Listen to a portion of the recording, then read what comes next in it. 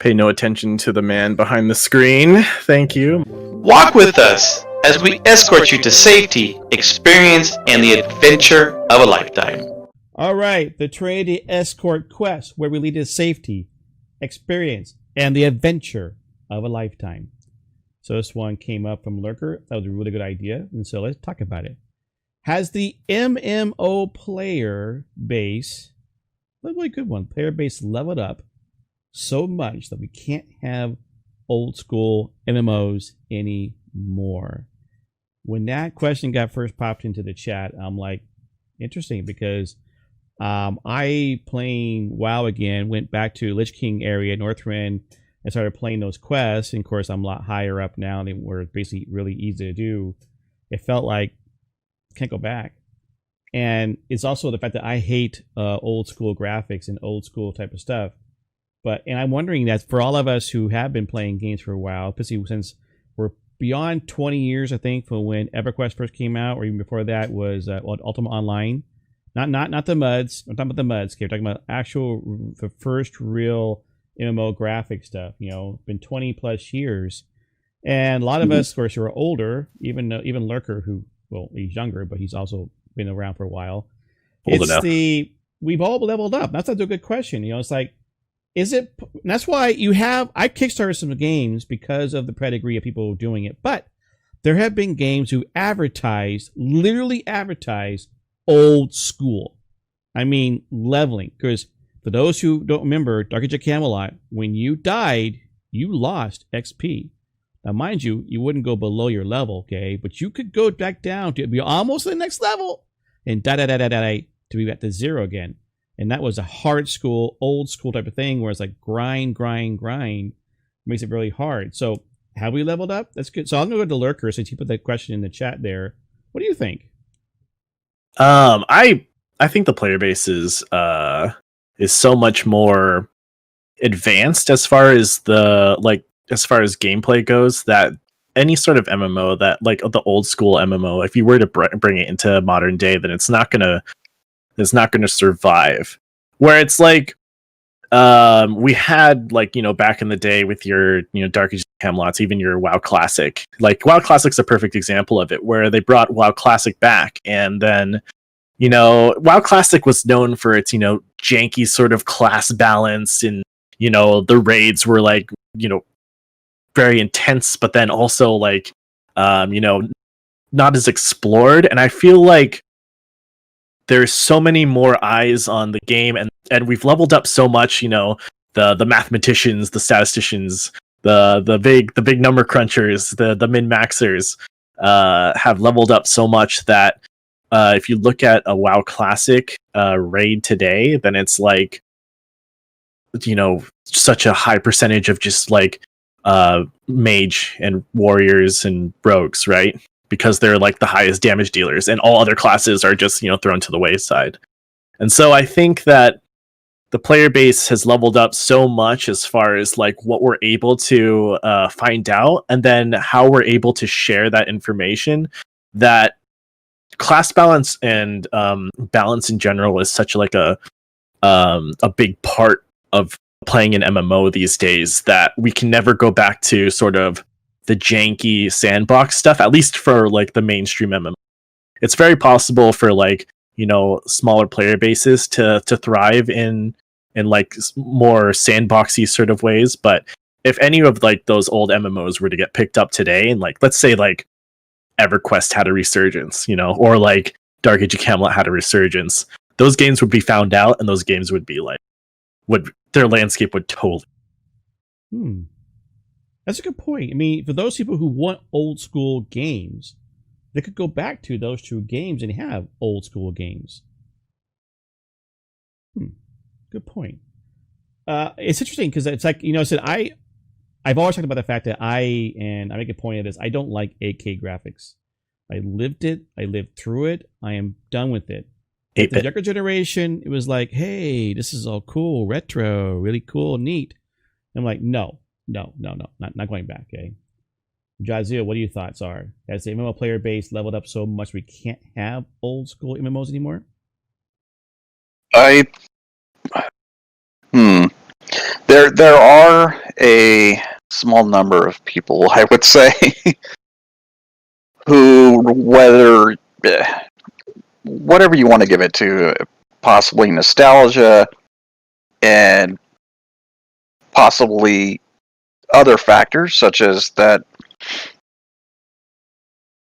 when you make any kind of achievement in those games, when you reach the pinnacle of that, whatever it is, whether it's getting an achievement or a title or a piece of armor or a weapon, something that represents all that work that you put in, all that time, blood, sweat, and tears, even that you put into it. There's something to be said for that, for feeling like I worked my tail off for this.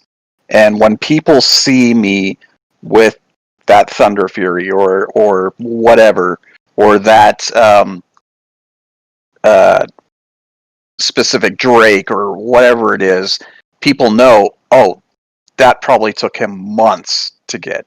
Or a paladin walking around with a full set of retribution gear or whatever. You know, it could have taken them a whole year to get that. With, especially for World of Warcraft people that remember, that was a 40-person raid, and sometimes you would have 5 or so other paladins with you that you had to take turns collecting that gear. So I understand that, and I agree to a point that, man, it is really cool to be able to show, hey, I've got this, and you know that everyone that's passing by your character, your avatar, knows how much dedication you've given to the game to get that. However, I would venture to say, I don't know, I haven't taken any polls or anything. It would be interesting to do so, though. Mm-hmm. I reckon that there are far more MMO people that that'd be a pretty tough sell. There are some games out there that are claiming that when they are released, they're going to be that old EverQuest style. There's not even going to be quest markers, kind of a thing, and your map is something that you go around and collect little pieces of, and it just, you put it together by blocks, basically. It's not even a fog of war map. You have no idea the shape of the continent that you're on or anything, even.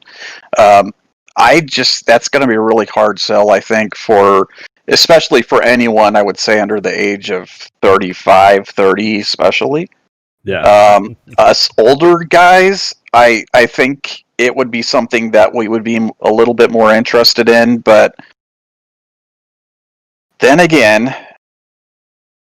all of the main games that we always bring up, Final Fantasy XIV and World of Warcraft and Elder Scrolls Online and Guild Wars 2 and Black Desert and all the leading ones right now have made it pretty easy for us. And I don't think we're willing to give up the utility and the user friendliness of the modern MMO. We are just so comfy now. It is.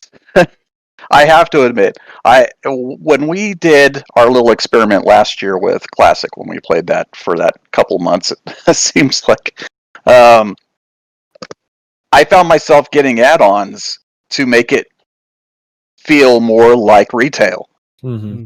Right. And I actually had a couple of guys that were messaging me when I was streaming it on Twitch that were saying, oh, what are you doing, man? I thought you went back for the nostalgia, and you went back because you wanted to feel that old school vibe, and yet you're turning the UI to make it look just like it does on retail, and you're downloading all these add-ons that do what retail does. Yeah. I thought you didn't like that stuff. That's why you went to Classic, and I kind of had to sit back and go, you know what, they're kind of right, and I did end up a couple months later going back to retail. I think those games can be fun, but it's going to be a tough sell. Like if Pantheon ever does come out, it's been they've been working on it for years. Seems like a decade at this point. I may be close to that actually. I just, guys in my age group and yours, Kenneth, and we're only 9 years apart. I think might be a little interested in it, but our partner over here, your son, maybe less so. And then people younger than him, I'm pretty sure they're not gonna. They may give it a go. They'll last about a week, and then they'll be like, "Oh, this is way." I like a challenge. Patience. I like a challenge, but that's more than a challenge. Right. So yeah. So WoW Classic, for me, the UIs made it classic. Okay, the add-ons turned my screen into what I remember playing as a classic. Okay, so there's that. So for me, it wasn't. I was playing old schools. I wanted to actually do the old school raids. I never did Molten Core in the classic. They didn't do it now either, classic. So, and I also think about the fact that the player level. I think the players had leveled up because also back then there weren't a lot of games. When I was playing Camelot, I mean, yeah, there was EQ. I don't know what else was out there at the time. I knew you mentioned Meridian in the past, and it was like when WoW was coming out, everyone was like all excited, and people talking about it in Camelot and through the chat was like, wow, because you can dance. And I'm like, what? Who cares about dancing in WoW? But like, you can, I mean, definitely the women in our guild were like all excited about your characters dancing. I'm like, okay, that's fine. I'm like, I don't really care, but all right.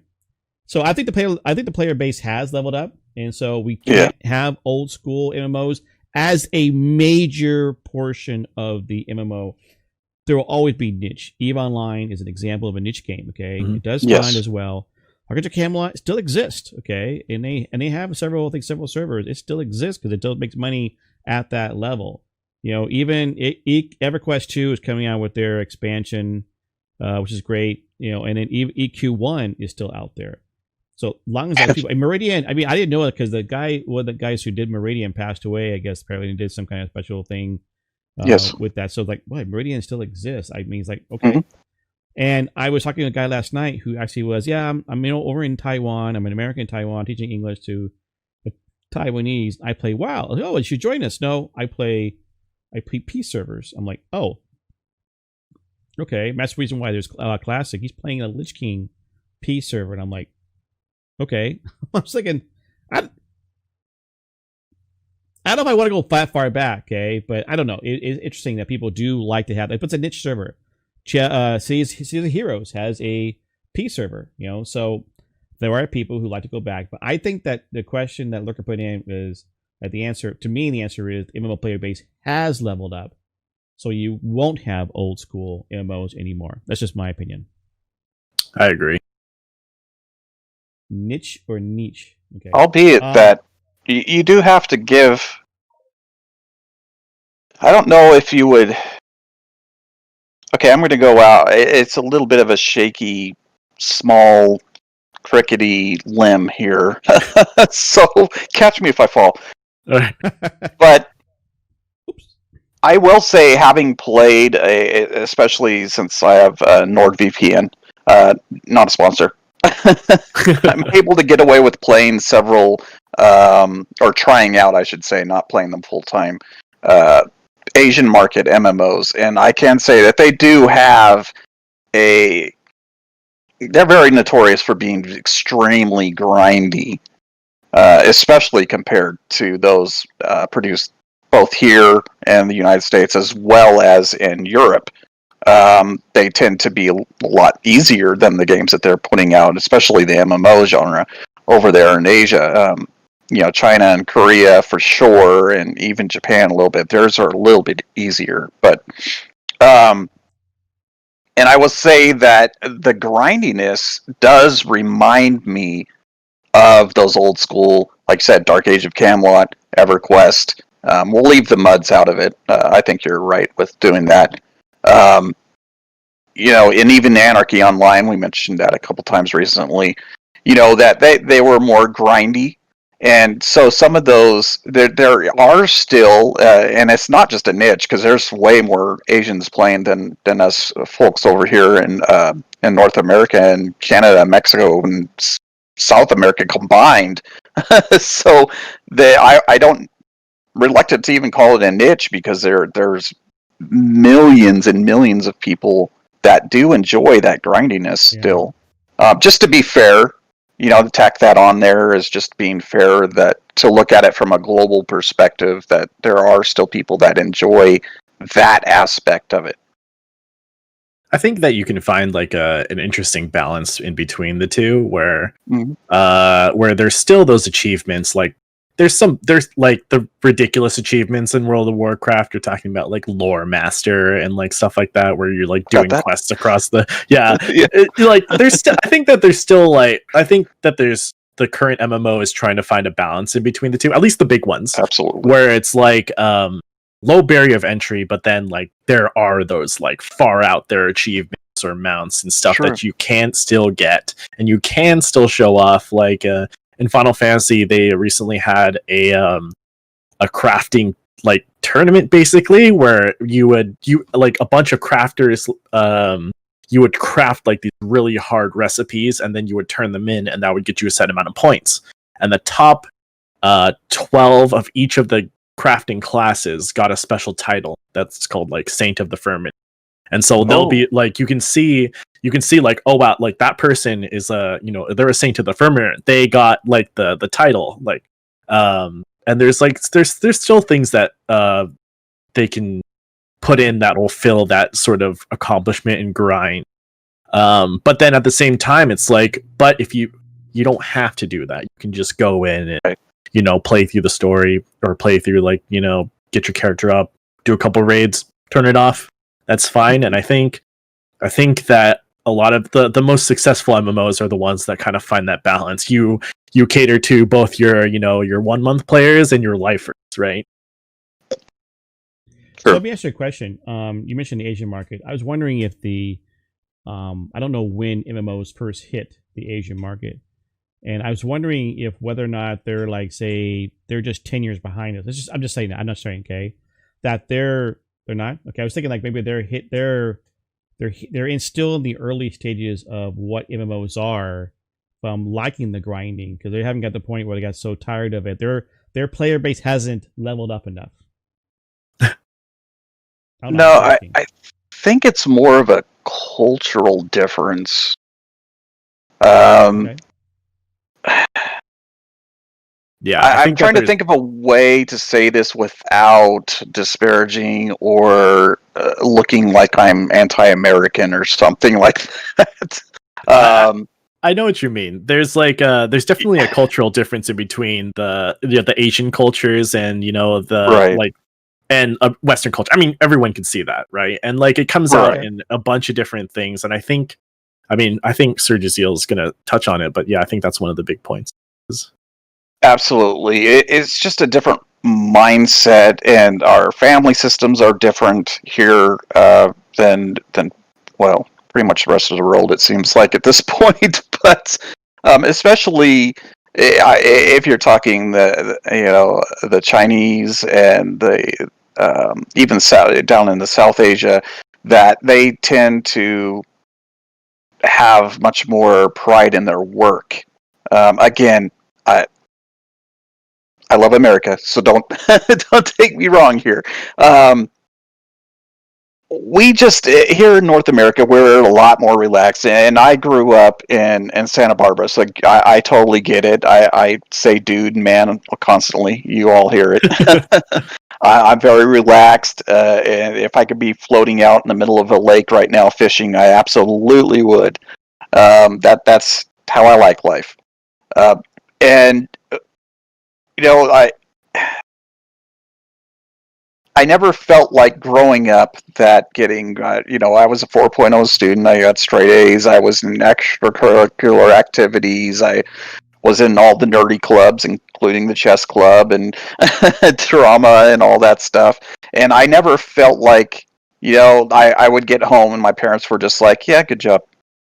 It wasn't a big deal.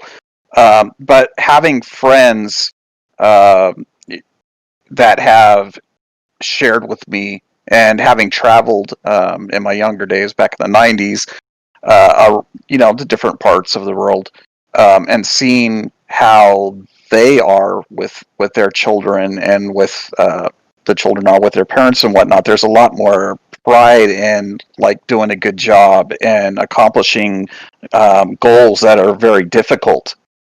And there's it's a totally different thing than it is from Western culture.